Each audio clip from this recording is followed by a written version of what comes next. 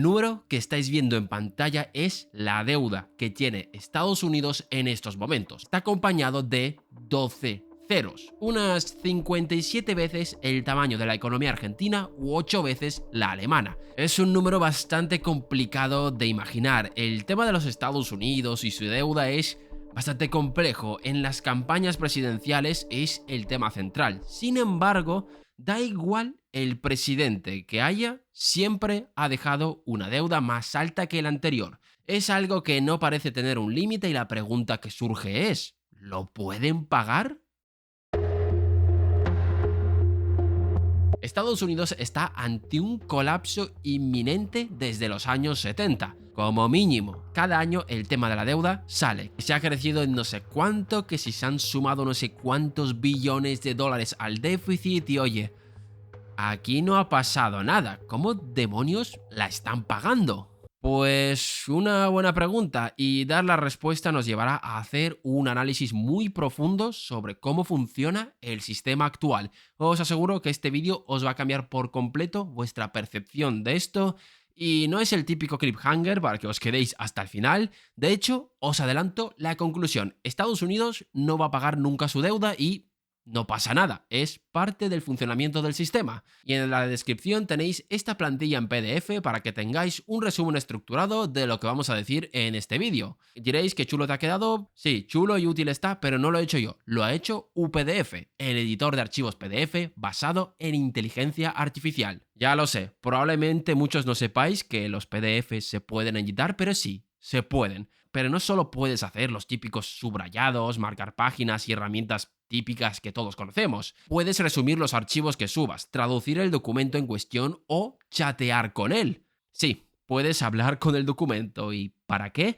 Imagínate que lees un libro y te gustaría buscar un dato concreto. En vez de ir mirando todo el PDF para adivinar dónde está, puedes simplemente preguntar al chat sobre esa idea y te indica dónde está o directamente te da el resumen de esa idea que has pedido. UPDF es compatible con Windows, Macs, iOS y Android, por lo que puedes iniciar sesión y usarlo fácilmente en cualquiera de las 4 plataformas. Tu asistente de IA, ahora impulsado por GPT-5 y DeepSeek, te va a facilitar la vida. Entre las herramientas se encuentra Deep Research, una nueva herramienta que permite buscar, descargar y analizar literatura académica con ayuda de la inteligencia artificial, o incluso crear esquemas estructurados, como el que habéis visto, con los contenidos encontrados. Personalmente lo he utilizado ya en alguno de mis vídeos para trabajar los documentos, hacer resúmenes, hacer preguntas y demás, y la verdad, encantado. UPDF se vuelve la opción ideal no solo para el trabajo diario, sino también para aquellos quienes necesiten investigar a fondo o trabajar con fuentes académicas. Si tienes curiosidad, entra en el enlace que tienes en la descripción de este vídeo, en el comentario fijado o en el QR que estaréis viendo en pantalla. Del 16 al 3 de noviembre ofrecen un descuento por Halloween, así que abriros rápidamente una cuenta y no perdáis esta oportunidad.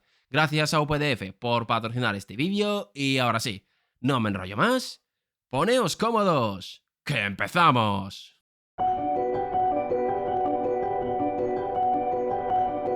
Cuando el gobierno gasta más de lo que ingresa, tiene que financiar de alguna forma esa diferencia. Y esa diferencia acaba convirtiéndose en deuda que tendrá que devolver en unos años. Este es el circuito que nos han contado a todos y a ver, tiene sentido. Uno no puede gastar más de lo que ingresa sin endeudarse. Es como cuando vas a comprarte una consola a crédito porque no tienes suficiente dinero para comprarla de golpe. Pues en esto consiste el mercado de los bonos del tesoro. Los distintos gobiernos piden prestado a los inversores para poder ejecutar sus programas de gasto y los inversores se sacan una rentabilidad por prestar ese dinero a los gobiernos. Y en buena medida así es como funciona el mercado de los bonos. O mejor dicho, así es como ha estado funcionando hasta hace relativamente poco, porque a partir de los 70 y sobre todo desde la crisis del año 2008, esta lógica se ha invertido por completo.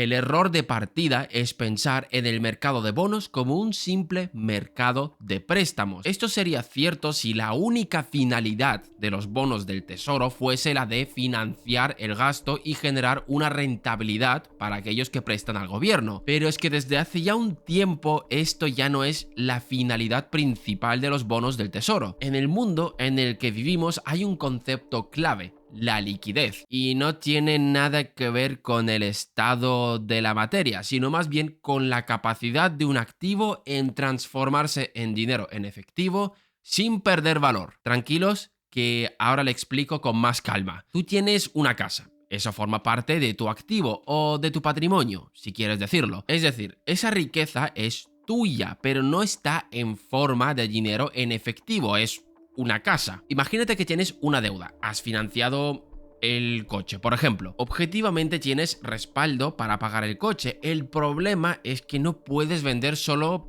25.000 euros de la casa. ¿Qué hago? ¿Vendo solo una habitación?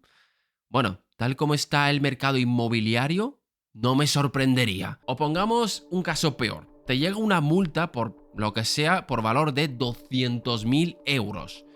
Tú puedes pagarla si vendes tu casa. El problema es que debido a la urgencia, lo más probable es que malvendas esa casa. La prisa te obliga a aceptar cualquier oferta y la vendes por un precio que está por debajo del de mercado. Esto se debe a que la casa es un activo poco líquido, pierde valor si tratas de convertirlo en dinero en efectivo. Y en el mundo en el que vivimos, tener liquidez es clave. La deuda mueve el mundo y tener activos líquidos para pagarla es fundamental. Es decir, necesitan cosas que los otros te van a aceptar. Por ejemplo, si tienes juegos de Pokémon de los años 2000 con sus cartuchos originales, tienes un activo muy líquido y que encima crece de valor. No es coña. Lo de los juegos de Nintendo y los mercados de coleccionismo es una cosa para estudiarla. Pero a ver, volviendo al tema, se necesitan activos líquidos para pagar las transacciones y para pagar deuda. Y aquí es donde entran en juego los bonos del tesoro. Los bonos del tesoro han adquirido esa propiedad de proporcionar servicios de liquidez y seguridad. En los mercados financieros, y no hablamos del tío Paco que se compra unas acciones del Banco Sabadell o cualquier otro banco de vuestro país, en los mercados gordos, los bonos del tesoro tienen un papel fundamental, que es el de proporcionar este tipo de servicios. Ahora bien, ¿por qué? Por la necesidad de un activo de reserva seguro. No quiero enrollarme en esta parte porque se me haría muy larga la explicación. Os dejo en la descripción vídeos donde profundizamos en esos conceptos. Quedaros con que el dólar y sus derivados, los bonos del tesoro, son activos muy codiciados y han adquirido ese estatus de activos de reserva. ¿Y por qué esto es importante? Pues que las grandes instituciones globales no solo compran los bonos del tesoro porque ofrezcan rentabilidad, sino que también los compran porque ofrecen seguridad y liquidez. ¿Qué implica esto? Que no solamente importa el tipo de interés que paga un bono del tesoro, sino su capacidad de ofrecer los otros dos servicios. Pensad en Apple. Objetivamente hay teléfonos que ofrecen mejores características a un mejor precio, pero Apple no solo te está vendiendo un teléfono, lo mismo pasa con los bonos del tesoro. No se compran por el precio, se compran por lo otro que ofrecen. Que a ver, si están a buen precio, mejor aún. Y esto lo vamos a ver mostrando cómo funciona una subasta de bonos del tesoro. Una subasta de bonos del tesoro de los Estados Unidos no es como muchos os la estáis imaginando. No es que el tesoro de los Estados Unidos diga, vamos, pujad y tonto el último. No, hay una jerarquía que hay que seguir. En el momento en el que el tesoro de los Estados Unidos decide hacer una nueva emisión, los primeros en comprar son los denominados como primary dealers, los cuales no solo tienen el privilegio de ser los primeros en comprar, sino que están obligados por contrato a comprar. Son un grupo selecto de unas 25 instituciones financieras, entre las cuales están JP Morgan, Goldman Sachs, Citigroup. Todas ellas deben presentar ofertas razonablemente competitivas, garantizando que parte de la deuda se va a adquirir. Lo que hacen es comprar una enorme cantidad de deuda y luego la venden en el mercado secundario, es decir, el Wallapop o el eBay de los mercados financieros. Esto de aquí es un pilar fundamental que garantiza que buena parte de la deuda emitida se va a colocar en el mercado. ¿Y si les da por comprar más de lo que han pactado? Pues buena señal, porque indica que quieren más bonos. Esto sería el primer grupo que garantiza un suelo de demanda de los bonos, y son los que compran los bonos recién salidos del horno, por decirlo de algún modo. Ahora bien, ¿quiénes son los otros?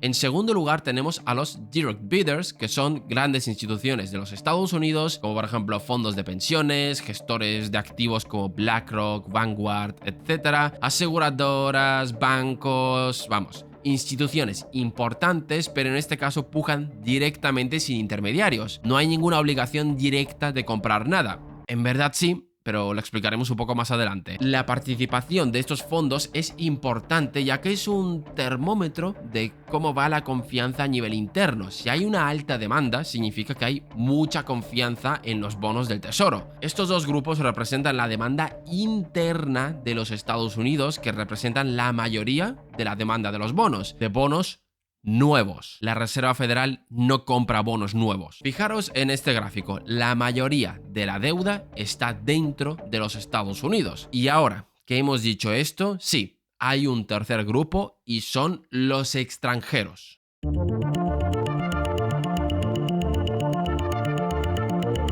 El estatus del dólar como moneda de reserva internacional le da a Estados Unidos el privilegio de que instituciones extranjeras pujen por su deuda. Y no pujan por su rentabilidad, pujan por ella para ordenar sus propios sistemas monetarios.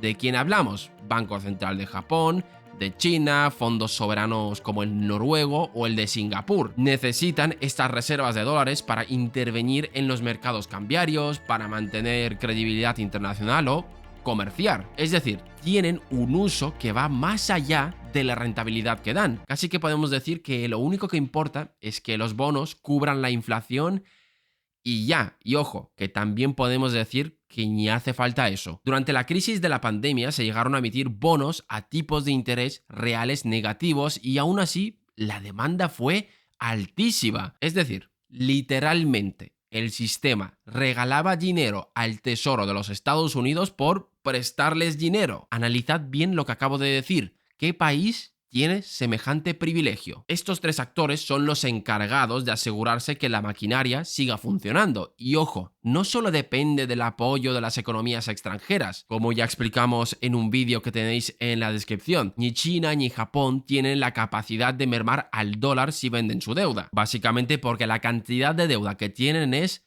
muy pequeña, aparte de que sus economías respiran gracias al dólar. Siempre que hay una subasta de bonos del Tesoro, todo Dios va a comprarlos. Y no son pocos compradores, ahora me explico, pero antes, si eres nuevo por aquí y te gusta este tipo de temas, puedes suscribirte a este canal. Y ahora sí, continuemos.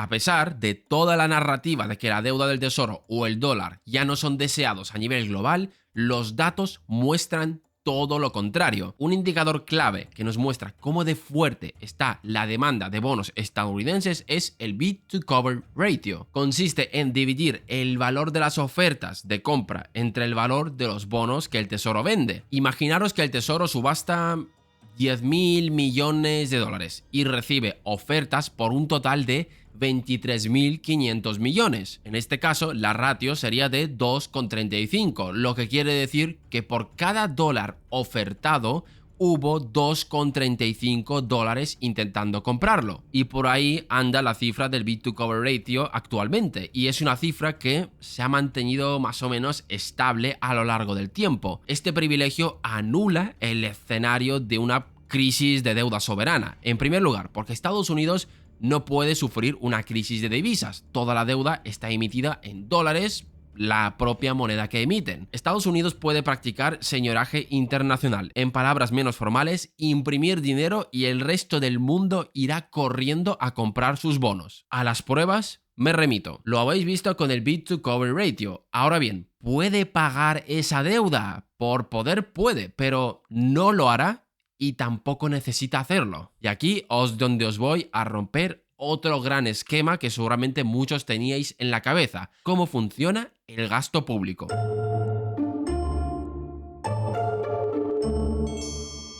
Probablemente tengáis en mente el siguiente esquema cuando hablamos del gasto público del gobierno. El gobierno de los Estados Unidos recauda impuestos y tiene presupuesto para gastar. Empieza a gastar, gastar, gastar y llega a un punto donde no tiene dinero. Así que lo que hace es pedir prestado dinero para gastar y ese préstamo se convierte en deuda. Bien. No funcionó así, o en el caso de los Estados Unidos, no. El gobierno no necesita impuestos para gastar. Entonces, ¿para qué sirven los impuestos?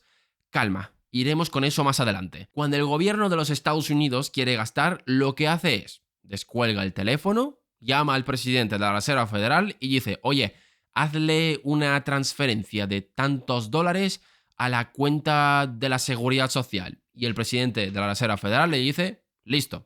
Hecho. De forma simplificada, funciona así. Pero vamos a detallar un poco más esta explicación, que si no, salen demasiados malentendidos.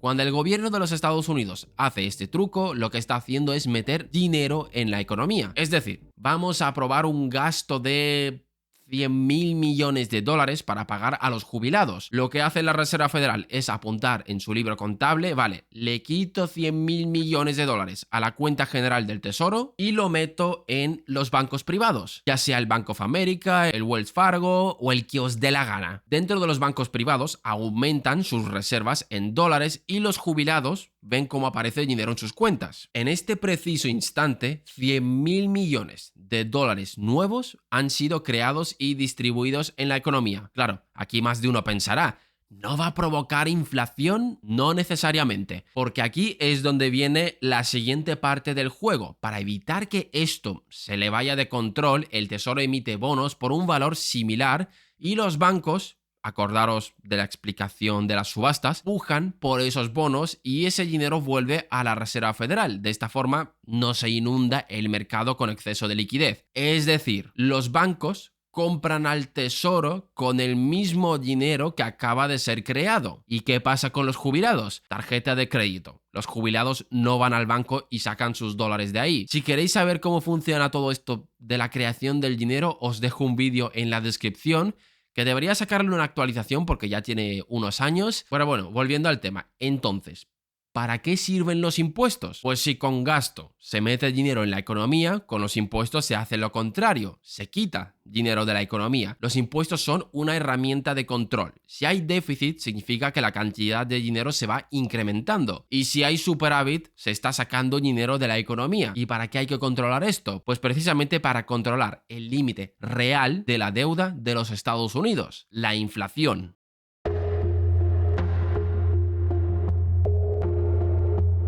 Un gobierno normal que no sea poseedor de moneda de reserva global sí que puede verse sujeto a una restricción presupuestaria, ya que hay veces que tiene que endeudarse en otra moneda, el dólar, y ahí el mecanismo deja de cumplirse y sí que entraríamos en un escenario como el que se nos suele pintar. Pero en el caso de los Estados Unidos no funciona así, porque ellos emiten su propia moneda, así que ¿significa que pueden endeudarse sin límite? No. Entonces, ¿cuál es el límite? Si hay que ponerlo, podríamos decir que la inflación. Como hemos dicho a lo largo de buena parte de este vídeo, los inversores se pelean por conseguir dólares en los mercados en forma de letras del Tesoro y los quieren porque ofrecen un servicio, que es el servicio de liquidez. ¿Y qué pasa si de pronto esos bonos del Tesoro empiezan a perder mucho valor? Pues aquellos que los tengan empezarán a perder dinero. Es decir, Estados Unidos tiene que asegurarse de que la inflación no se le vaya del objetivo, que es el 2%. Por tanto, si la inflación se le va por encima del 2%, game over. No. Lo primero es saber hasta qué punto puede emitir Estados Unidos. ¿Hay algún techo del que no pueda pasar a partir del cual la inflación se le va a ir de control? No, pero si hay que poner una restricción, la tenéis en la pantalla. R es el tipo de interés y G el crecimiento de la economía, el PIB. Si te crecen más los costes el tipo de interés de la deuda, que tus ingresos, la tasa de crecimiento de la economía, estás metiendo dinero nuevo que no va a ser respaldado por nada, y ahí sí que se te va a ir de madre la inflación. Ahora bien, no significa que porque un año o dos se te desvíe ya sea el fin del mundo. Se tiene que volver una tendencia que dure varios años. Nadie sabe cuánto, es un misterio. Pero la cosa no es solo que Estados Unidos no sepa cuál es su límite, es que tiene herramientas de sobra para revertir la situación en caso de pánico. En primer lugar, tiene los impuestos. Acordaros del mecanismo que os hemos mencionado. Los impuestos sacan dinero de la economía. Por tanto, si se le descontrola la inflación, sube impuestos y retira dinero de la economía. Realmente los Estados Unidos tiene margen de sobra para equilibrar el presupuesto con los impuestos.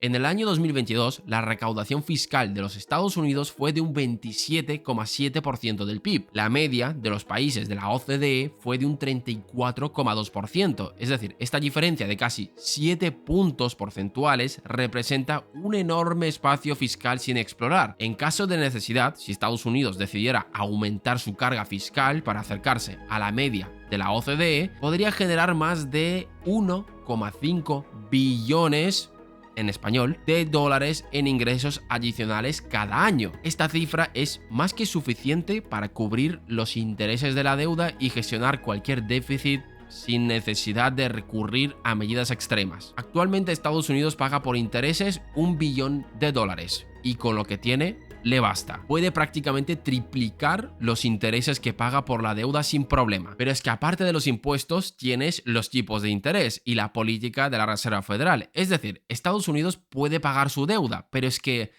no necesita hacerlo. Cuando llega la hora del vencimiento, ¿qué hace el gobierno? Pues ahora mismo lo vamos a ver.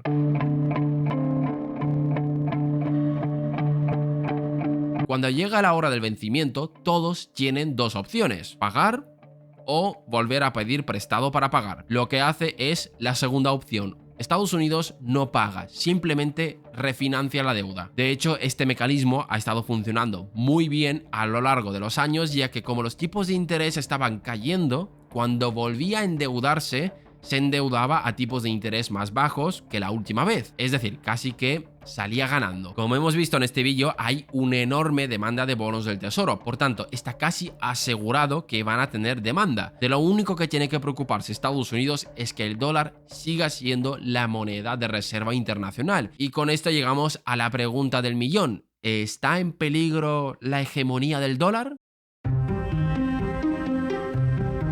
La respuesta corta es un no rotundo. Actualmente no hay nadie que pueda hacerle competencia real al dólar estadounidense y tampoco le pueden hacer daño. Los BRICS no tienen capacidad de hacerle nada al dólar. Pueden tener no sé cuántos millones de deuda, pero esa cantidad es irrelevante si la comparamos con el total. Aparte de esto de que China se esté desdolarizando es un mito, pero lo trataremos en un futuro vídeo. El único activo con capacidad real de hacer algo así es el euro, pero ni está ni se le espera. Por eso, a pesar de que Estados Unidos ha incumplido en varias ocasiones algunas de esas condiciones, no le ha pasado nada. Recordemos lo que pasó en la era Biden, cuando inyectó una masiva inyección de gasto público y la inflación se descontroló un poco. Estamos en 2025 y sigo esperando el fin del dólar. Si el dólar llega a tener una competencia seria en ese momento, el daño habría sido mayor. Es decir, aunque Estados Unidos incumpla algunas de las características que hemos mencionado en este vídeo, su posición de monopolio le permite darse el lujo de hacer casi lo que le dé la gana. ¿Hasta cuándo? Nadie lo sabe. A pesar de lo que se dice, el dólar no se está debilitando, está más fuerte que nunca. Desde la crisis del año 2008 se han aprobado importantes regulaciones que obligan a las grandes instituciones financieras a tener una enorme cantidad de activos seguros. ¿A que no adivináis cuáles son esos activos seguros? En efecto, dólares. No le dicen que tiene que comprar dólares, sino activos seguros, y eligen al dólar. Alguno dirá, bueno, pero el peso del dólar se ha reducido si miramos las reservas mundiales. Sí, pero eso es irrelevante. El problema vendrá cuando el Tesoro de los Estados Unidos empiece a fallar de forma recurrente en las subastas, es decir, cuando esa ratio de cobertura caiga por debajo de 1. Ahí sí que podemos empezar a preocuparnos. Estados Unidos tiene un privilegio muy difícil de desmontar. Casi todos los países funcionan como nos dice la lógica, ya que no tienen el privilegio de emitir la moneda de reserva, pero Estados Unidos sí que tiene ese privilegio, haciendo que cualquier análisis que parta de un esquema tradicional quede automáticamente descartado. Que ojo, a mí en lo personal no me parece justo que Estados Unidos juegue con otras reglas, pero es lo que hay. Así que todos los que esperan una caída del dólar, que esperen sentados. ¿Y vosotros qué pensáis? ¿Creéis que caerá el dólar algún día? Os leemos en los comentarios. Gracias por vernos un día más y nos vemos en el próximo vídeo.